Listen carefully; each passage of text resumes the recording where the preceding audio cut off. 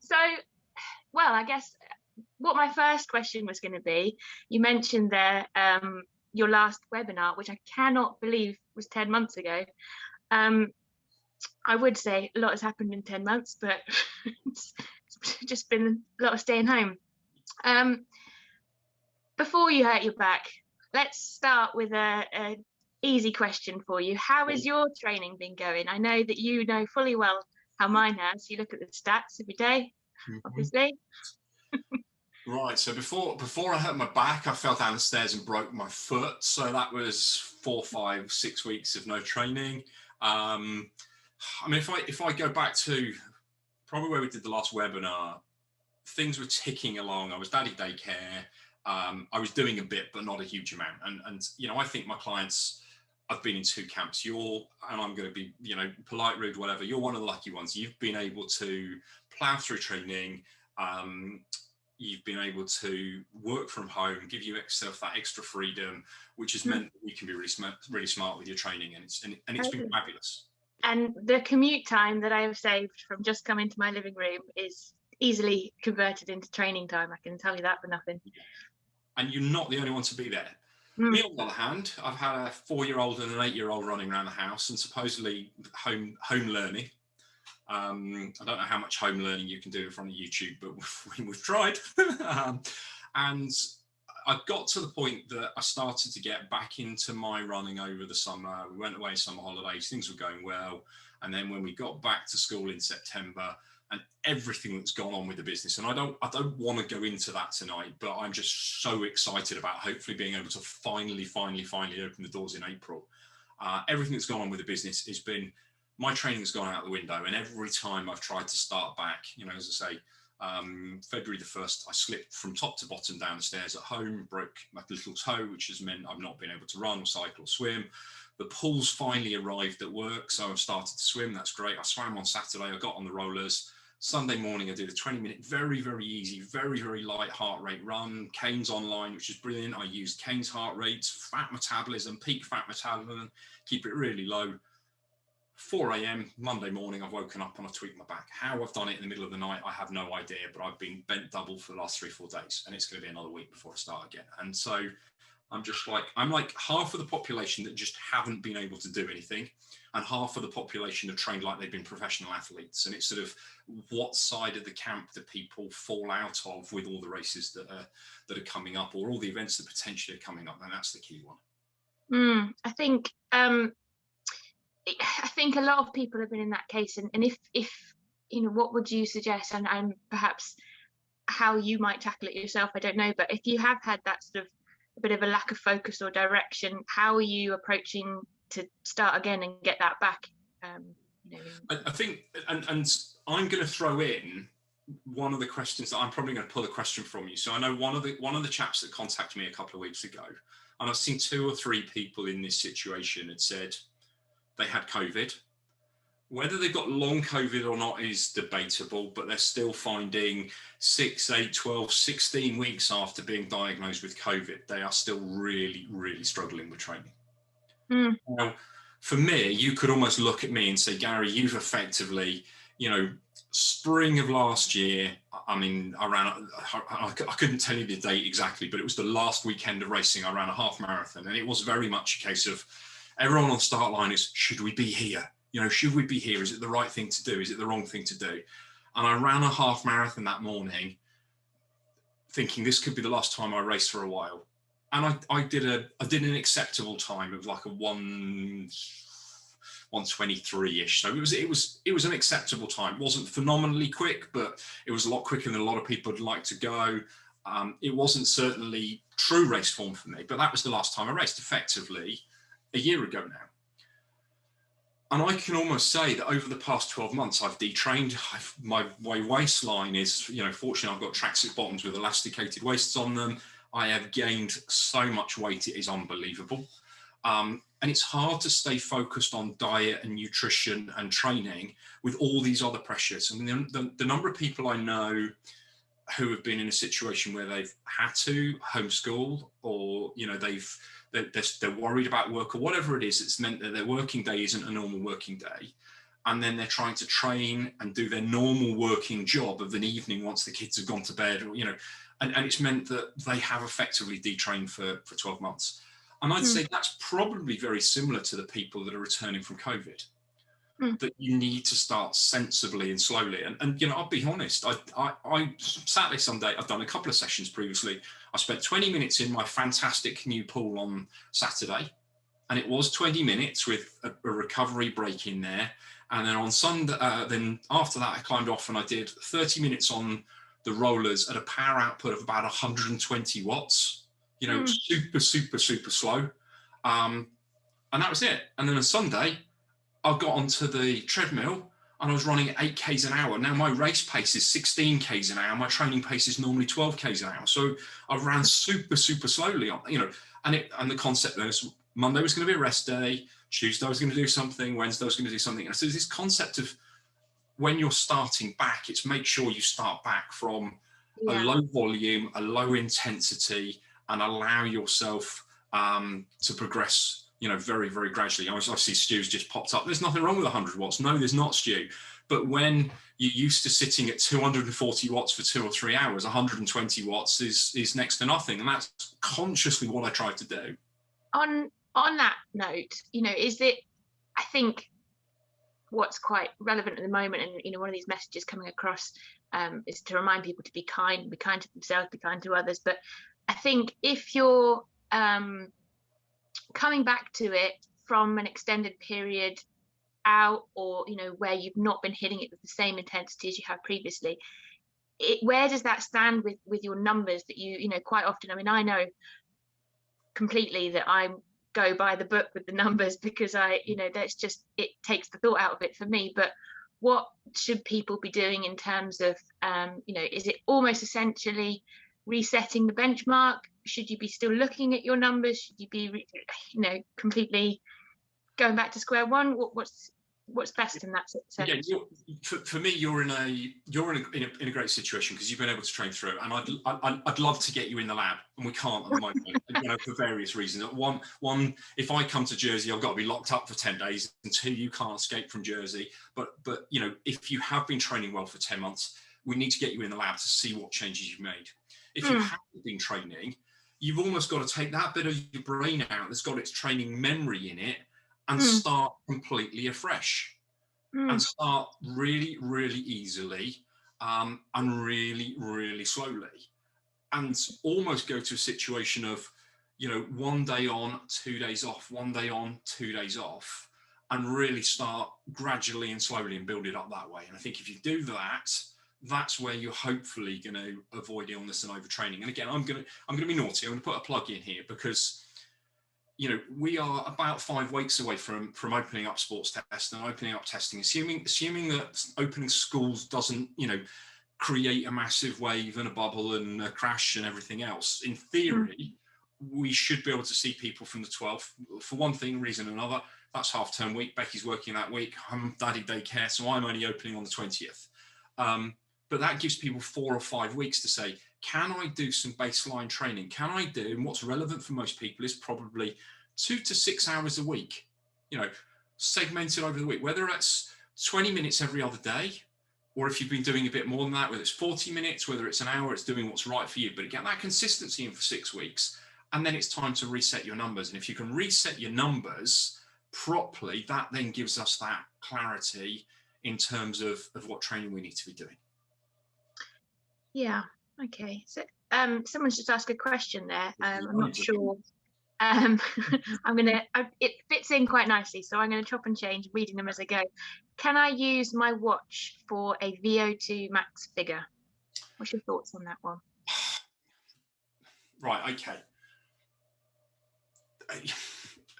If your VO2 max figure improves on your watch, it suggests that your fitness is improving. I would say from lab data that those VO2 max figures that you get from your watch are inaccurate. So you use it to track, and if it's improving, the chances are that you're improving. I think the problem that I have, and I use my car model again, it's like saying you've got one data point. What's the top speed that my car does? It doesn't tell me what the fuel efficiency is like, or how many people you can get in it, or how many surfboards you can bolt onto the roof, or, you know, anything like that. How well it brakes, how well it corners. It gives you one data point. And you wouldn't go and buy a car on top speed. You know, you need to look at the whole model. So just knowing a VO2 max is a great indication of cardiovascular fitness. And if it's tracking upwards, that tells you that you're improving. But it doesn't tell us where your strengths and weaknesses are below. And it doesn't then tell us what elements of your training you should be focusing on to get better. So you can use that VO2 max as an indication of the training I'm doing is helping me improve, but it's not telling you what training you should be doing or where things are going wrong. It's just an indication, and it doesn't give you the whole picture. And it's the same with FTP, and we won't go into that at the moment. Someone will probably hammer me on FTP in a minute.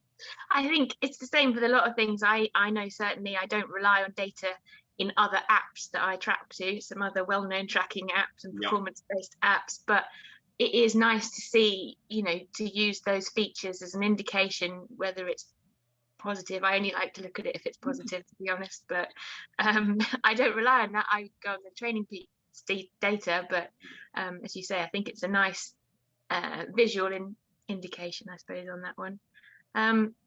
There's another question. I can interject there because I see Stuart's asked about signs of overtraining. Now, signs of overtraining, Stu, we've got a whole seminar on that. It's an hour long. Watch it.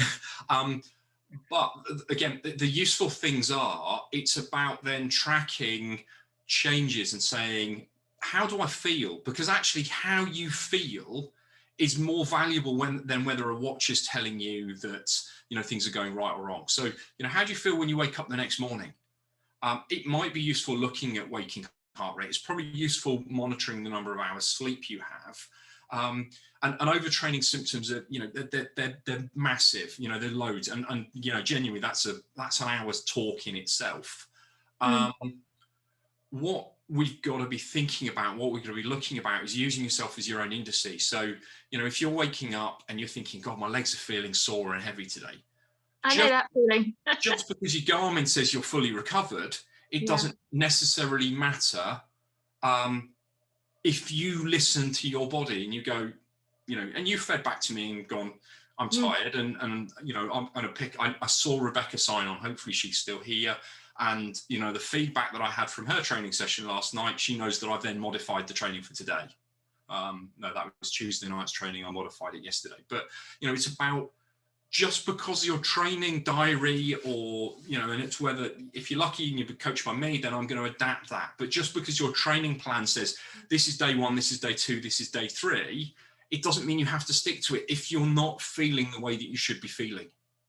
So, you know, there are loads of signs of overtraining. Stu, I'm gonna park you off and send you back to the overtraining blog. We can maybe highlight it out to people later on. It was 45 minutes I talked about, you know, 10 months ago. Hasn't changed. Those symptoms haven't changed, but it's a really key one that people do look at. I've got, leading on from training, I think quite nicely, and I was going to ask you anyway about this, about how do you how are people going, how would you suggest people approach events as if they are on or not on? We've got a question here saying, will Ironman Wales go ahead? Should I train towards it? Oh, crikey. Just go onto the Facebook Ironman Wales forums and it's just like, is it on? Is it off? Is it on? Right. Okay. I think because at the moment I'm just going to have to move around a little bit and just get my back moving. Because we're so far from Wales at the moment, I think you've got to train like it's on. You know, in my book, you have to train like it's on.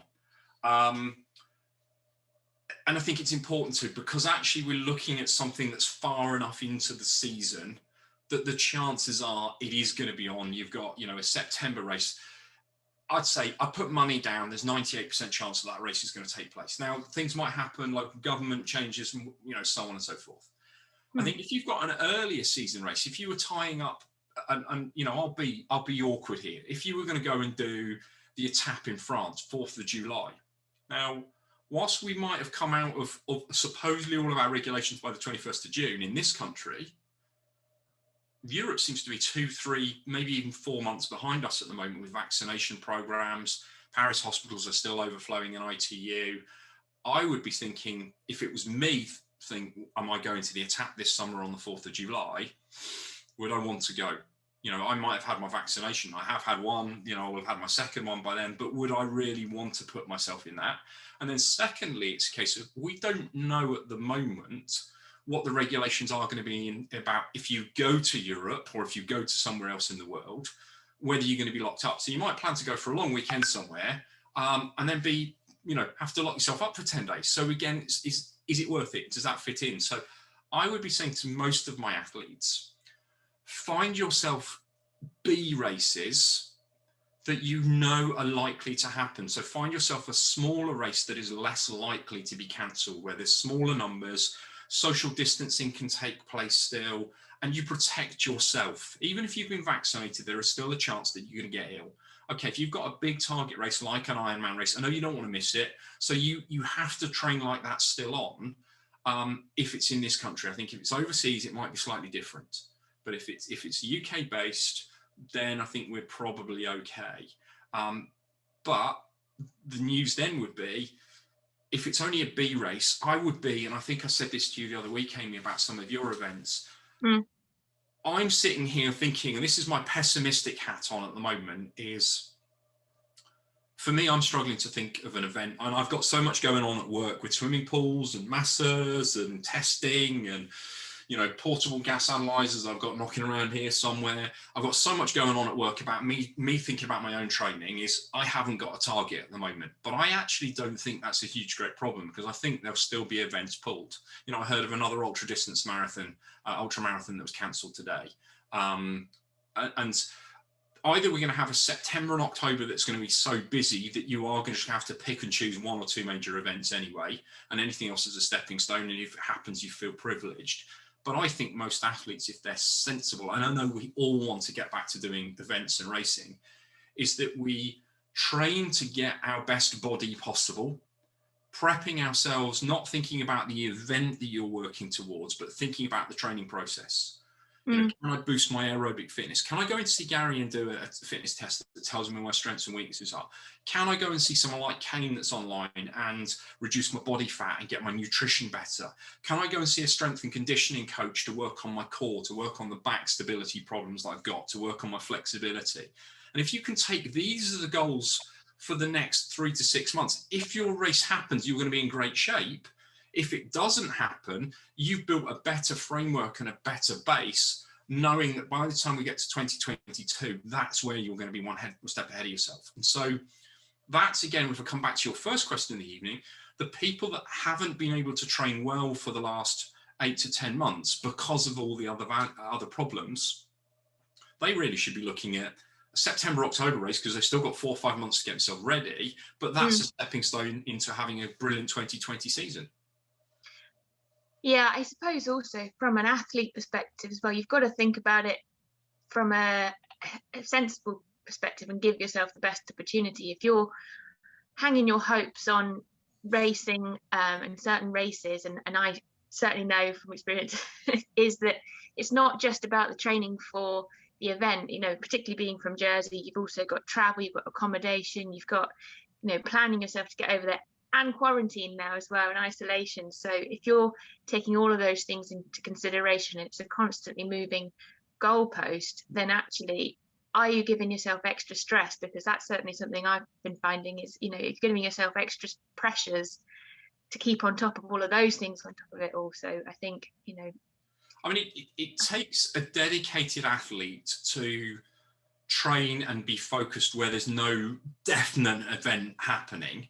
So then we have to just take almost the joys of what is the value I'm getting from training?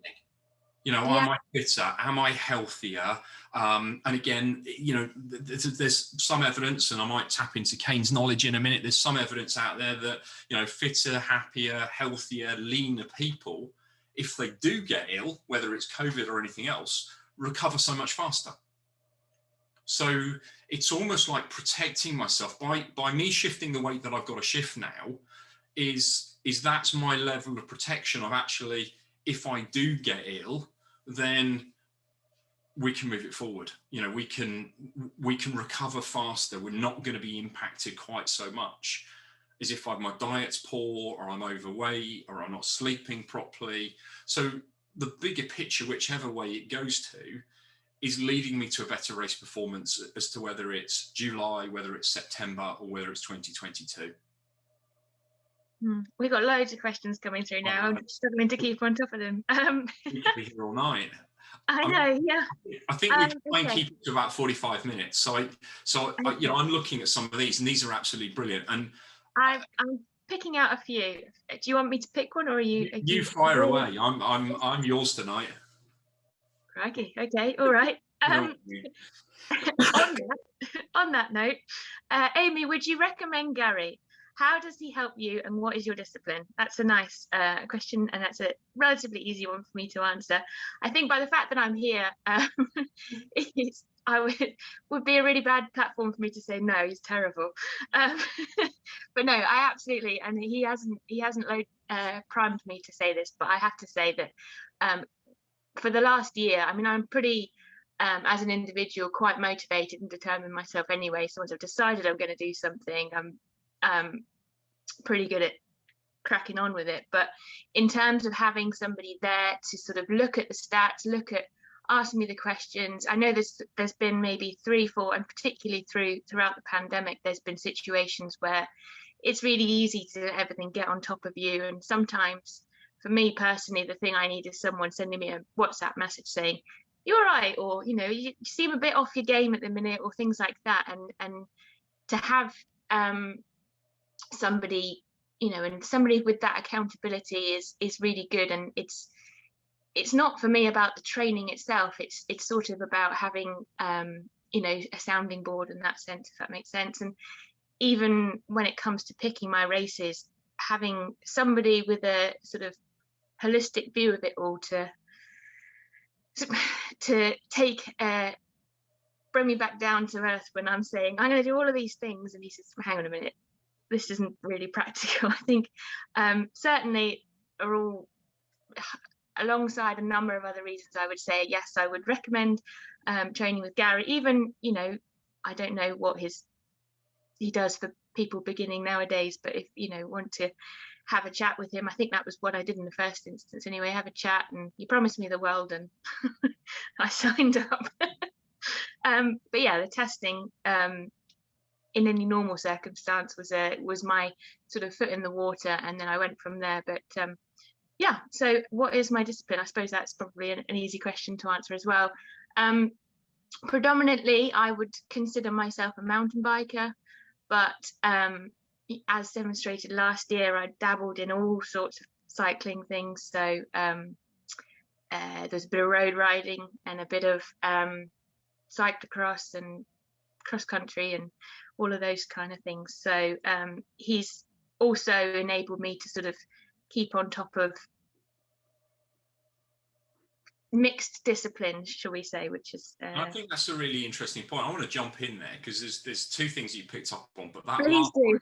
is really important to me because and I've just seen a question from Phil, and I want to come on to that in a second. But I think for me, if we're not certain that events are happening at the moment this year, it's almost, you take it as an opportunity to try different things. Yeah. So if I'm a triathlete, it might be, oh, look, there's a mountain bike race on. I'm going to go and have a go at that because it's on and it's in the forest and it's socially distanced, and I'm going to go and have a go at that because, you know, the event that I was planning on doing isn't happening. Or, you know, I'm a road runner and all I do is road running, but actually, oh, there's a cross-country race or there's a relay, or so, you know, it gives people that opportunity to try a different distance and a different flavour and something new. And I think variety is brilliant, and that will keep people massively focused. I definitely didn't see myself doing time trials until last year, when it was a case of, oh, there's a race on, I'm going to go and do it. but I've had that as a, you know, there's another chap that's contacted me in the last couple of days, and I've been working with him for about 3-4 months now.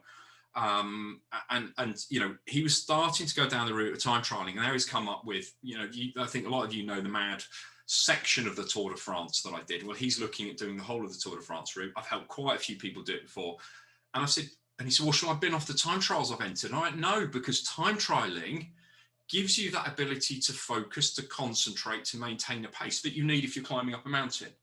But also you need it in a road race situation, or you need it in a mountain bike situation about how hard can I push myself and how long can I push it for? So, you know, all of these disciplines, all of these, it might not be totally specific to what you're doing, but it gives you a great variety.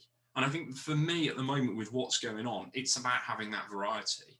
On the flip side, and I'm going to pick up on Phil's question, I'm going to take over for a second, is that, you know, Phil said with many events postponed from last year and loads of the rescheduled dates all coinciding, well, what do I do? And I think, Phil, you have to cherry pick. I think there's still a lot of the organisers, not all of them, a lot of the organisers are realising that there are going to be lots of events in that September, October, end of August, September, October block.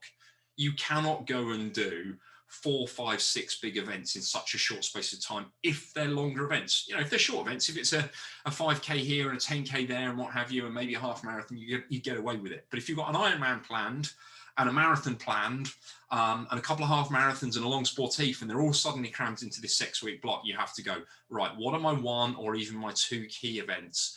And either take the financial pain or find the race organisers that let you then defer that for another year, because that is going to happen. And I do think later on the season, there will still be people desperate for races that you'll probably be able to pass some of those race entries on if the race organizer lets you. So I still think it's worthwhile having a plan of a event or a short focus that we're looking towards. But, you know, we go in all different directions. Yeah, there's certainly a sort of, now events are getting dates put to them. I think there's a certain sort of kid in the candy shop element. I've certainly been going through the calendars going, I'll do that and I'll do that and I'll do that, and before I know it, I'm away every weekend and it's going to be cost a fortune. So a bit realistic. You can't perform at that level the whole time. And this is going back over the last 10, 12 months. And there's something, one of the other guys, and I don't know if he'll be on tonight, but one of the guys that does a Zwift sort of Q&A and, you know, wants me to do something similar. And, you know, one of the questions he asked me about was REDs. And I don't want to go into REDs tonight and everything like that. But one of the big issues with Zwift, as I've always said, is that you end up racing too much. You race all the time. And then the problem is with Zwift, with racing, because it's race classification. If you turn up at a mountain bike race or a road race or a triathlon and you're a pound or 2 over or half a kilo over if we're doing it in normal weight, you know, yeah, you know your performance isn't going to be quite there. But the problem is because you've got to log your weight on Zwift, it's pushing people to then go, I'm racing too often and I'm pushing my weight down. And I've got this thing about virtual platforms that, you know, as the weather's getting better, we can now go outside. Don't race all the time. You know, try and cherry pick what you want to do. Try and find 4 or 5 events that are going to be your key events for the year. And if you're going to do something else, they then become secondary events. They then become, this is a training session.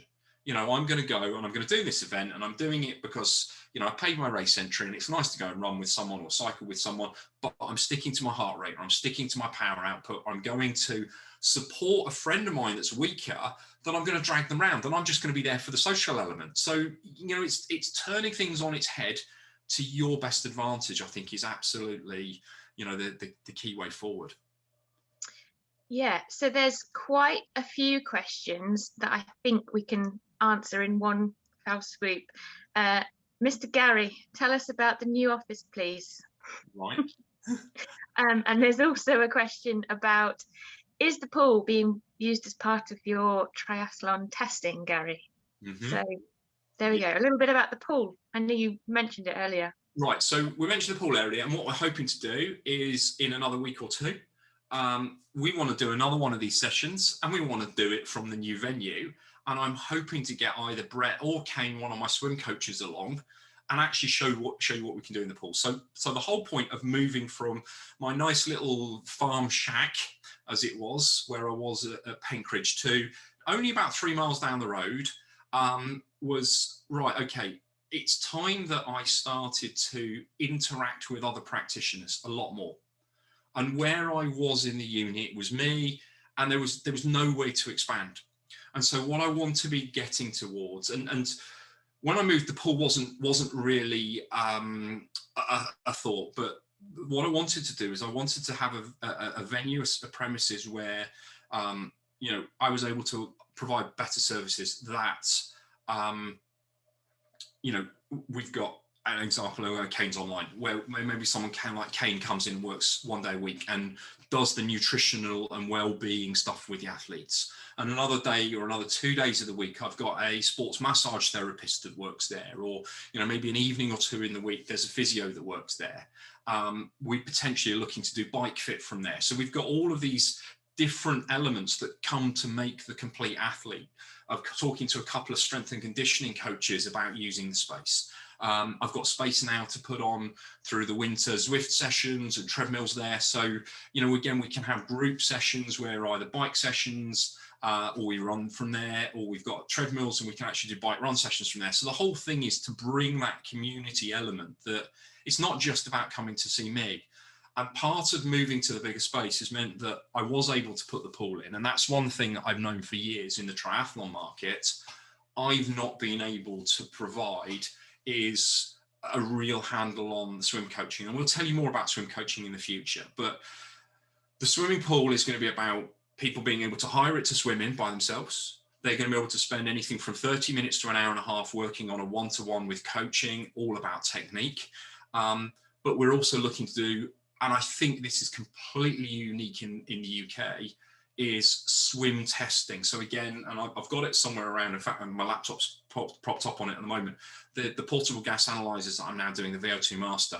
So, you know, you'll have the traditional blue face mask that you've seen, but a portable gas analyzer, and it means you can swim for 2, 3, 5 minutes, come out of the water, face mask on, get back in, swim again. So, you know, the swimmers that I've always worked with, and one of my swim coaches has got a qualifying time to get into, and I'll caveat this and say he's not going, but he's got a qualifying time that would get him to the Tokyo Olympic qualifying meet for the selection meet. So that's one of my swim coaches. The other one of my swim coaches is raced as a pro triathlete in Europe for 2 seasons and held the outlaw swim course record for a long while. So those are the 2 swim coaches, and the second one also taught at Kelly College. They're both brilliant coaches. It's not me in the water. I am not going anywhere near coaching in that water.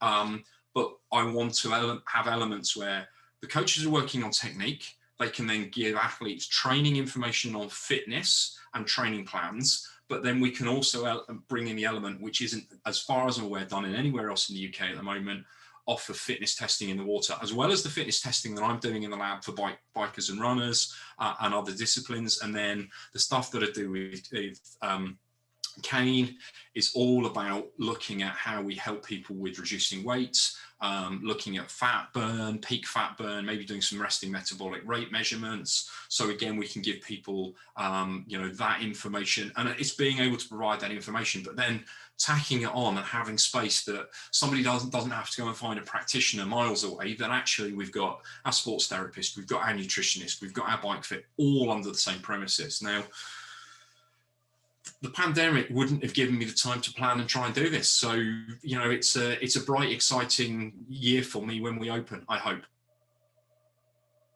Right. There's quite a few questions. I don't know if there's any in particular that you want to touch on. I know that you mentioned that if you don't get through them all tonight, you are quite happy to put on another one. I think if you're happy to do it, I think it's, you know, again, feedback, give us feedback, people, as to whether you've enjoyed it, whether you found this valuable, you know. And I think we need to probably wrap up in the next 4 or 5 minutes, because otherwise we could be here all night. And I love doing this, but, you know, we've all got stuff to do, and I'm sure people don't want to hear us rattling on. This so far will all go up on YouTube, but are there 2 questions that you want me to answer before you finish? What are the 2 priority questions going through the list, Amy? Gosh, there's so many on so many different subjects, is why it's difficult to know. I've tried to pick ones that you've sort of been leading on to. Right, okay. Here's 2 that you could go hand in hand. What's a training diary? Can you explain the training peaks graph? Okay. Is that a quick one? So training diary is, and it goes in different ways for different people. Some people have a training diary which is just for their own benefit. And I remember years ago, and this is a little anecdotal story, years and years ago, and was just like, this must have been 30 plus years ago. I was asked to do, to help out on a British cycling training weekend for the junior riders. I was doing my undergraduate degree down in Chichester, and I came all the way up to Darley Dale in Derbyshire, and we walked into the room, and I was there to fitness test the athletes with the senior physiologist, and the coach sat down the 8 or the 10 junior riders that were there and said, right, training diaries, everyone, please. And, you know, so 9 of the 10 kids handed over their training diary, and the 10th kid went, oh, I've left it at home. And the coach basically said, they're all under 16s, phone your mum, you're going home. And the kid sort of just burst into tears. He said, look, if you cannot be committed to putting down what you're doing in your training in a diary, how are you going to learn from it? So realistically, Strava's wonderful, Garmin Connect's wonderful, but if you can put some information about each training session, what the weather was like, how you felt, what you ate, you know, if you're a cyclist, what bike you were on, if you were a runner, what shoes you were on, wearing, you know, all of that information, so that in 2 or 3 months' time, if you're going really well, you can go back and review your training diary for the last 2 or 3 months, go, that phase has worked really well. Or the opposite, I'm going like a bag of spanners at the moment, what's going wrong? And then if you tie it in with other information like how much you've been sleeping, whether you've been sticking to your heart rate zones, that then gives me as a coach and a physiologist the opportunity to look at that data and go, this person's been training too hard, or they've not been training consistently. And it gives you that feedback mechanism as to what works, what doesn't work, and how we really get the best from your training. So that's what a training diary should be. Now, different people have different methods. Some people, it's just a regular diary, you know, paper diary that they write notes in that they can review back over.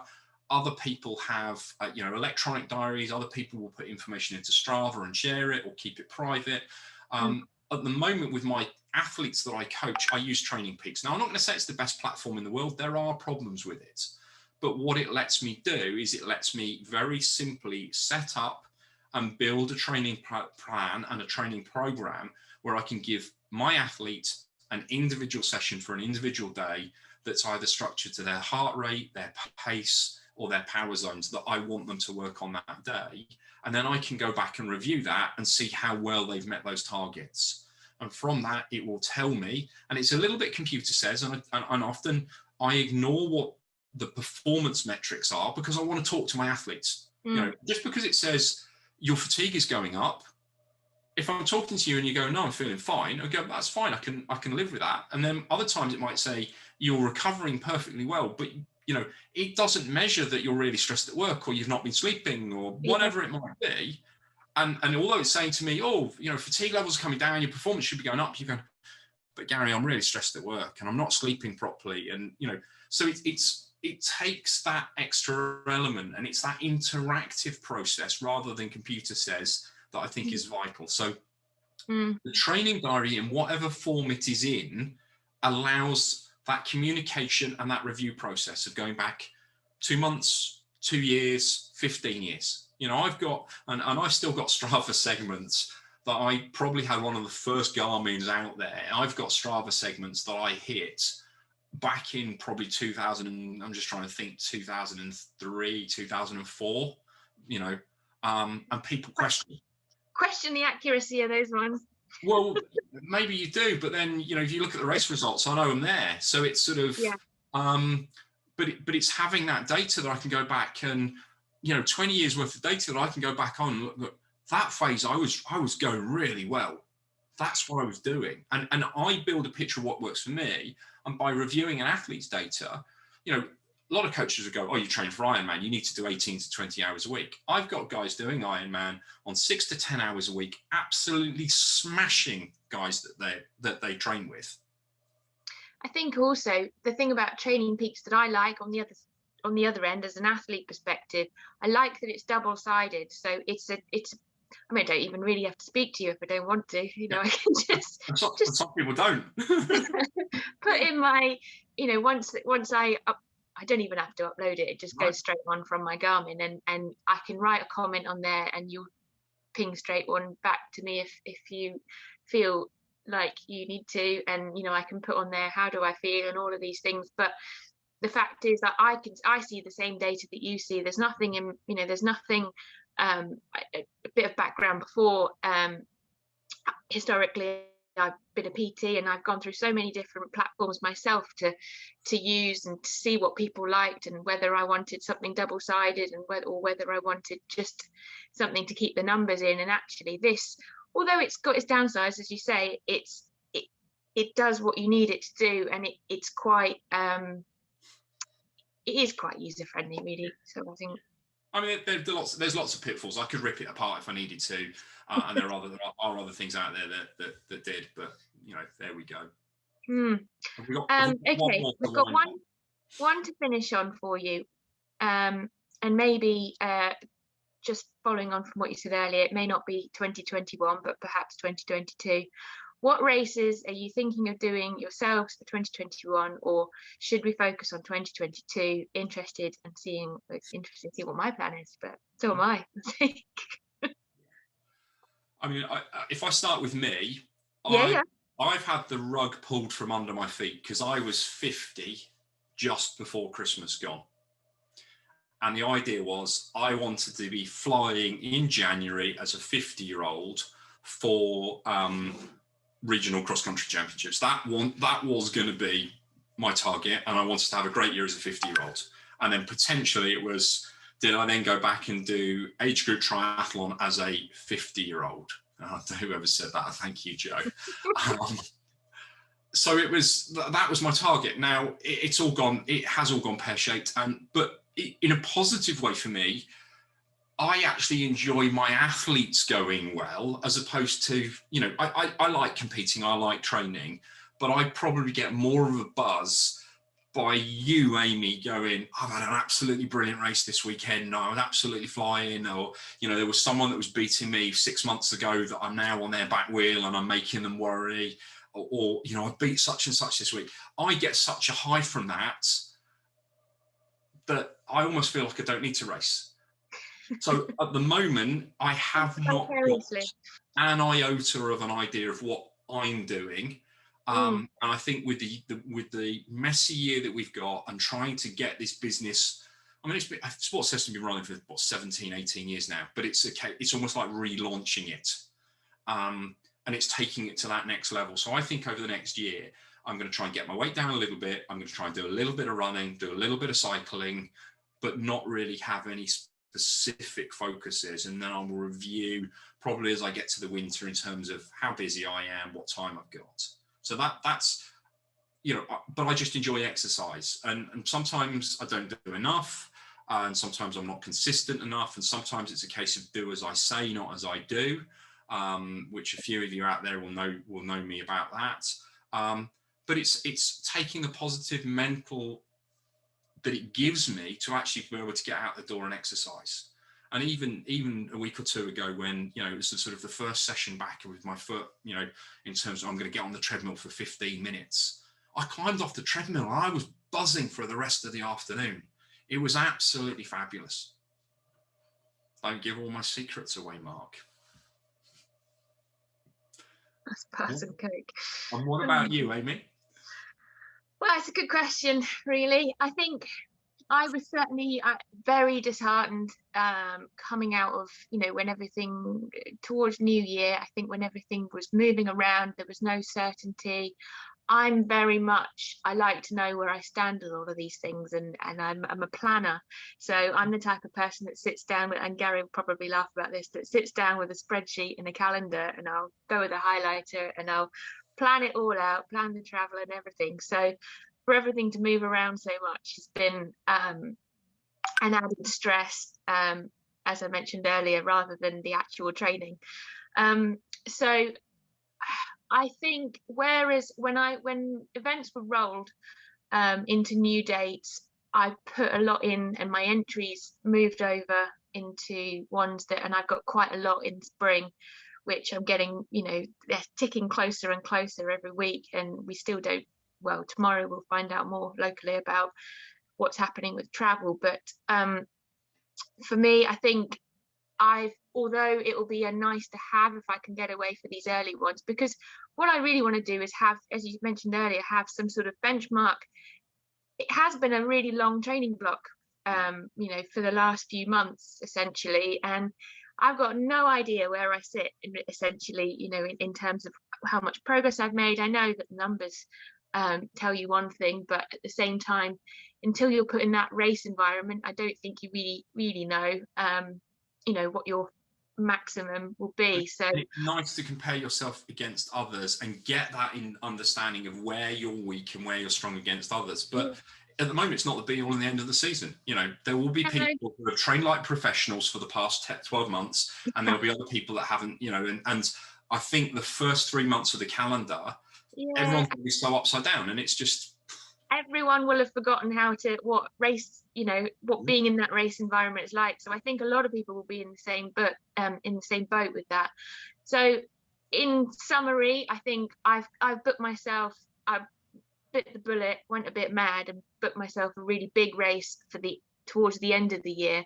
So that's my priority. And what I'll do is anything that I can get ahead of that is going to be benchmarking, fine-tuning my own race routine and my own mental game rather than anything. I think for me personally, I need work on my mental preparation for being in the zone when it comes to racing. So getting a little bit of practice on that, and anything of those that I can get to will be a positive. If not, I'm just going to do like last year and ride the races that are happening locally that I know are going to happen, and see what happens, really. Yeah. And I mean, I'm picking up on a comment, and I think we probably need to wind up there. Yeah. I'm really surprised there are so many people still online, and we've still got so many questions. Hopefully Joe can keep a copy of all the questions that come in.